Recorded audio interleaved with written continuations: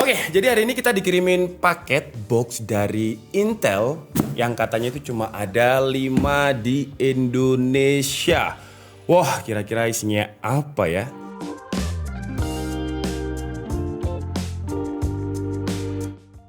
Kayak basa-basi banget ya, padahal saya itu udah tahu isinya apa. Cuman, kalau kalian mau tebak kira-kira apa ya dengan box segede ini? Apakah ini Intel Arc A7 series atau prosesor terbarunya Intel? Kalau dari segi box segede ini harusnya sih Intel Arc ya, karena kan gede banget. Cuman langsung aja kita buka, tapi sebelum kita buka saya penasaran kenapa kok cuma ada 5 di Indonesia boxnya ini. Emang sespesial apa? Kalau dari segi packagingnya sih kayak biasa aja ya. Ya ini ada kayak abstrak prosesor kayak gitu doang. Kebalik lagi. Kayak gini terus dengan logo Intel barunya. Udah nggak ada kayak semacam spesifikasi atau apapun. Jadi langsung aja kita buka. Wah! Ada jinglenya ya, ada suaranya ya. Kita coba buka lagi ya, Jadi, nggak usah diginiin, langsung aja kita Lah! Oke, jadi ini adalah sebuah prosesor, cuman saya masih satisfied nih kalau misalnya kita buka. Wah, khas banget ya. Pasti semuanya udah tahu lah kalau itu adalah jinglenya atau bongnya Intel. Kayaknya ini pakai sensor cahaya deh ya speakernya. Jadi kalau misalkan dia kita tutup seperti ini terus kita buka. Tuh. Wah, ini ide bagus ya buat kalian yang mungkin pengen bikin packaging yang premium. Kayaknya nih ide bagus banget. Tapi ngomongin soal bong atau jinglenya Intel ini ya, walaupun dia cuma sepersekian detik bumping gitu, tapi saya baca di sebuah artikel jinglenya ini dibikin selama 2 minggu ya. 2 minggu jadinya cuma 4 nada aja. Bumping, ting. 4 nada aja itu dibikin 2 minggu.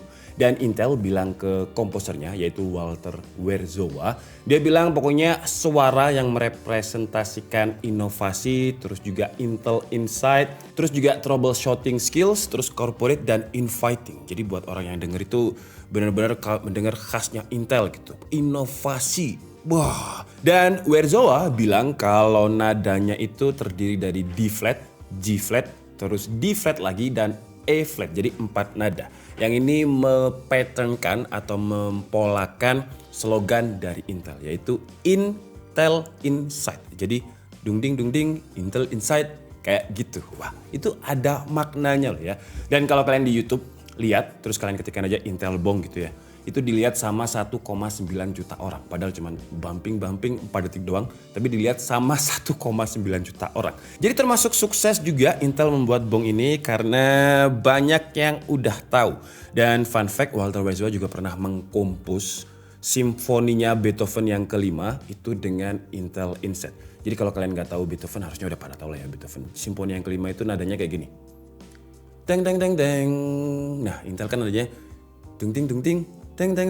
Nah, itu juga sempat dibikin kayak komposnya, perpaduan antara Beethoven the Fifth sama Intel Bong.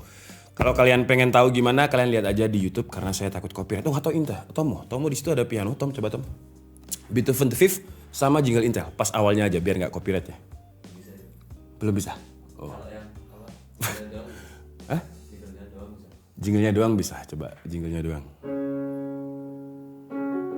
Oke, kalau digabung sama Beethoven nggak bisa? Nggak bisa. Wah, noob! Sama River Flow?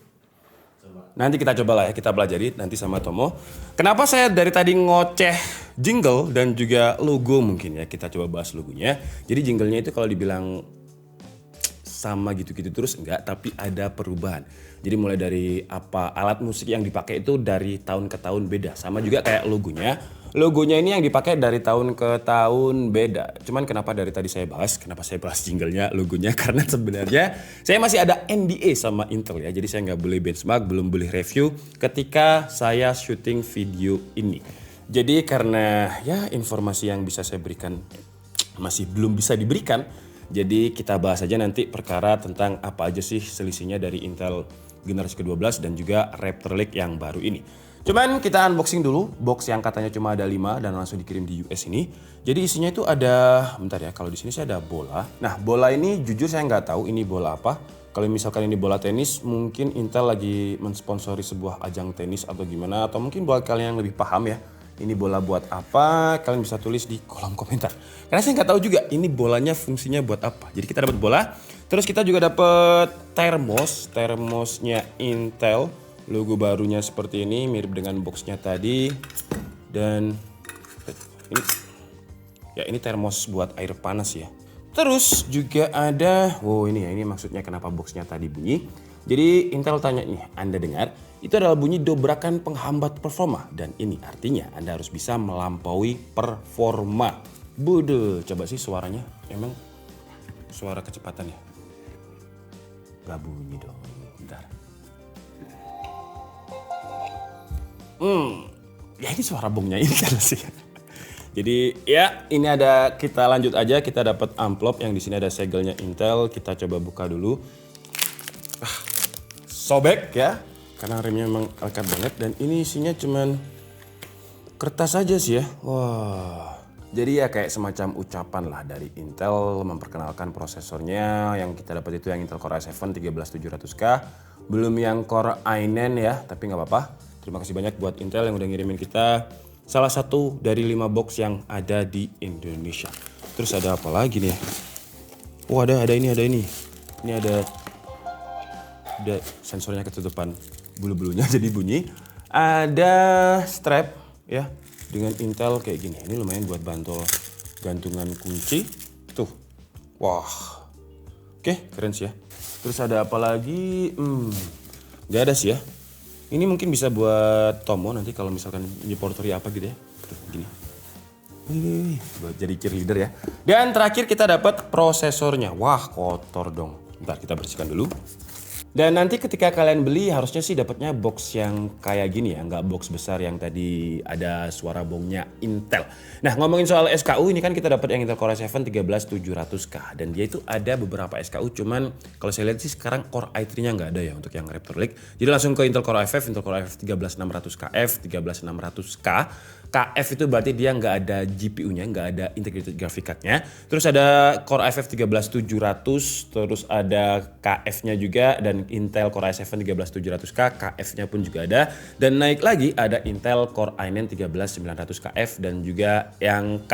Untuk soketnya, nah ini sama dengan soketnya Alder Lake kemarin, jadi pakai LGA 1700. Buat kalian yang udah punya Alder Lake terus mau upgrade prosesor, tenang aja, nggak perlu beli motherboard baru lagi. Terus buat kalian yang mungkin juga belum mampu untuk beli RAM DDR5 karena memang masih mahal ya. Ini juga masih support DDR4, jadi backward compatibility-nya masih bisa. Jadi nggak harus pakai DDR5, cuman ya sayang aja kalau misalkan kita nggak pakai DDR5 karena itu speednya bisa lebih kenceng lagi. Dan perbedaannya ya lumayan signifikan dari Alder Lake ke Raptor Lake. Kalau katanya Intel ya di media presentationnya itu untuk yang Intel Core i5 13600K itu sekarang nambah 4 core dan 4 thread plus speednya juga nambah. Jadi 200 MHz lebih kenceng sekarang dibandingkan Intel Core i5 12600K. Kalau misalkan yang Core i7 nambah juga 4 core plus 4 thread. Cuman untuk base clocknya nambahnya 400 MHz. Nah yang paling signifikan adalah di Intel Core i9. Jadi Intel Core i9 itu sekarang 24 core ya. Jadi penambahannya dibandingkan generasi sebelumnya itu 8 core plus 8 thread plus base clocknya itu sekarang 600 MHz untuk yang Intel Core i9. Dan Intel bilang untuk yang Intel Core i9 13900K ya dibandingkan dengan generasi sebelumnya Core i9 12900K dia itu 15% lebih baik untuk single thread dan juga 41% untuk multi thread. Untuk gaming naiknya 24% dan untuk creator workflow kata Intel itu 34% naiknya. Cuman karena masih NDA dan saya dapatnya Intel Core i7 jadi nanti kita bandingkan. Kita pakai Intel Core i7 generasi 12 ada ya Tom ya? Nah nanti kita bandingkan dengan Intel Core i7 yang generasi 13 ini, jadi kita bisa tahu tuh performanya gimana karena untuk di media presentasinya Intel yang kita dapat itu yang versi Core i9 untuk perbandingannya. Dan sekarang sambil kita buka prosesornya ini kita bahas berarti penambahannya itu lebih ke efisien ya karena untuk performa i-core-nya atau efisiensi core-nya itu ditambah dan untuk performance core-nya yang kata Intel namanya adalah Raptor Curve itu di-improve. Jadi ini buku panduan, wah ada stikernya ya. Ada stiker yang biasanya kita temukan di laptop, ini kita bisa pindah ke PC kita kalau misalkan kita mau. Terus prosesornya ini kita buka dulu. Boxnya kayak gini ya, kita buka dulu prosesornya. Dan ya, prosesornya sama dengan si Alder Lake kemarin. Jadi dia lebih panjang karena terbagi antara P-core dan juga E-core. Dan soketnya tapi masih bisa pakai soket LGA 1700. Saya nggak berani buka ya, karena nanti kalau saya buka takut kuningannya kenapa-napa. Jadi kayak gini aja. Sebelum kita rakit, kita ginikan aja. Ini kelihatan nggak sih? Bentar, sets. Nah, Intel Core i7 13700K dan ada kode-kode di bawahnya. Tapi buat kalian yang belum tahu apa sih gunanya efisiensi core, kenapa kok sekarang, kalau dulu kan core-nya itu langsung gabung ya, tapi sekarang kan kalau Intel itu ada dua, performance core dan efisiensi core. Jadi fungsinya kalau buat kalian para konten kreator, misalkan kalian lagi, kalau saya ya, contoh kebutuhan saya kan habis render video buat diupload di YouTube itu biasanya saya bikin thumbnail.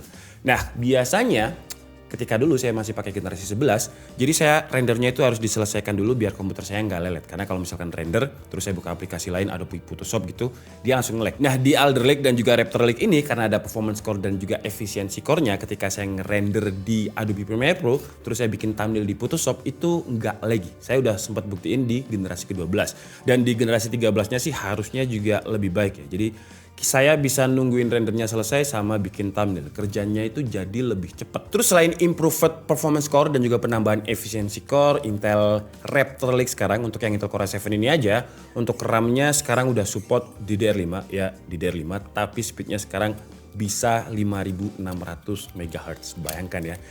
5600 MHz itu sekenceng apa dan semahal apa. Tapi nanti kita rakit, kita coba pakai, kita optimalin lah. Kita coba pakai RAM DDR5 yang 5600 MHz. Aduh mahal lagi ya.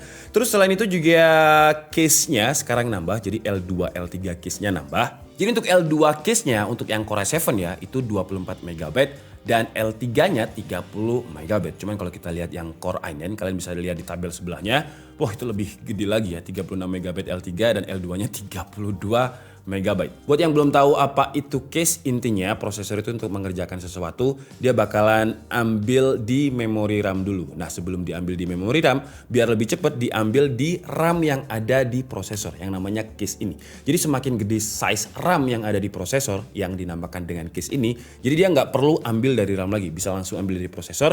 Karena nggak ambil dari RAM, langsung dari prosesor, jadi kerjanya lebih cepat. Gampangnya kayak gitulah. Terus kalau kita ngomongin speed yang dijanjikan sama Intel, maksimum turbo frekuensinya di Intel Core i7 ini 5,4 GHz. Dan untuk Intel Turbo Boost teknologinya juga di 5,4 GHz. Cuman katanya di awal 2023 Intel bakalan ngeluarin yang 6 GHz out of the box. Jadi nggak usah kita apa-apain, itu udah 6 GHz. Tapi kapan? Ya kita tunggu aja. Wah gila 6 GHz out of the box, nggak usah kita apa-apain. Cuman kalau misalkan kalian adalah seorang overclocker yang pengen speednya lebih kencang lagi, Intel sebenarnya juga udah nyiapin software yang namanya adalah Intel Extreme Tuning Utility. Dimana dengan software ini kita bisa atur voltasenya, multipliernya mau dikali berapa, terus temperatur limitnya berapa. Itu kita bisa atur per core-nya ya. Cuman kalau buat kalian yang males ribet, Intel juga ada software baru yang namanya Intel Speed Optimizer. Dimana dengan speed ini kalian bisa langsung klik aja automatic overclock dan dia bakal langsung overclock sesuai dengan komponen yang kita pakai, hardware yang kita pakai. Cuman untuk lebih jelasnya ini kan janji-janji Intel ya. Kita coba nanti ketika kita udah rakit PC-nya. Dan kalau kita ngomongin masalah gaming ya, untuk peningkatannya kalau kita lihat grafiknya ini, menurut Intel ya, dibandingkan dengan Intel Core i9 12900K dan prosesor sebelah, kata Intel, wah peningkatannya kalian bisa lihat sendirilah. Di Far Cry 6 itu dia bisa ningkat 31%. Peningkatannya paling gede itu ada di Marvel Spider-Man yang remastered itu 58%. Bahkan di content creation janjinya Intel juga naiknya lumayan signifikan ya, apalagi kalau kalian pakai Autodesk untuk creation model. Terus performa e-core-nya ini kalau kita lihat di press release-nya Intel ketika kita pakai Adobe Photoshop, terus kita buka juga media encoder, untuk convert fotonya itu kita bisa pakai dua-duanya gitu. Jadi 27% lebih kenceng kalau misalkan kita pakai multitasking Photoshop dan juga media encoder. Dan sekarang kan juga lagi rame Unreal Engine ya, kayak Mas Anjas itu sekarang ceritanya pakai Unreal Engine, gila. Dan ini kayaknya prosesor yang bakalan dipakai Mas Anjas. Kenapa? Karena kalau misalkan kita pakai Unreal Engine itu sekarang 34% lebih kenceng. Cuman data-data itu tadi adalah data prosesor paling kencengnya Intel. Si Intel Core i9 yang harganya saya lihat sih, saya belum tahu ya harganya berapa karena di marketplace belum ada. Cuman untuk yang Core i7 ini udah saya lihat di marketplace itu ada harganya itu sekitar 8 jutaan lah untuk yang Intel Core i7 13700K ini. Harga yang sebenarnya gak naik banyak atau bahkan relatif sama dengan Intel Alder Lake tahun kemarin. Terus selain hardware-nya yang di-upgrade juga ada sekarang Intel Thread Director-nya udah di-update juga, terus juga udah optimize dengan Windows 11. Jadi oke lah, jadi mungkin cukup segitu aja unboxing dan juga sedikit preview lah ya dari Intel Raptor Lake dan perbandingannya dengan Intel generasi ke-12. Mohon maaf karena saya belum boleh benchmark, masih ada NDA. Toh juga masih yang datang itu prosesornya doang. Untuk rakitannya yang lain juga belum datang. Jadi kita coba rakit dulu dan kita benchmark dan harusnya sih saya bakalan beli RTX 4090 ya, jadi biar lebih performa gamingnya tuh lebih gitu loh ya. Oke lah, jadi mungkin cukup segitu aja video kita kali ini. Saya minta maaf kalau ada kesalahan dalam penyampaian informasi seperti biasa. Kalian bisa mengkoreksinya di kolom komentar. Saya Niklas Budi and see you on the next video. Bye bye.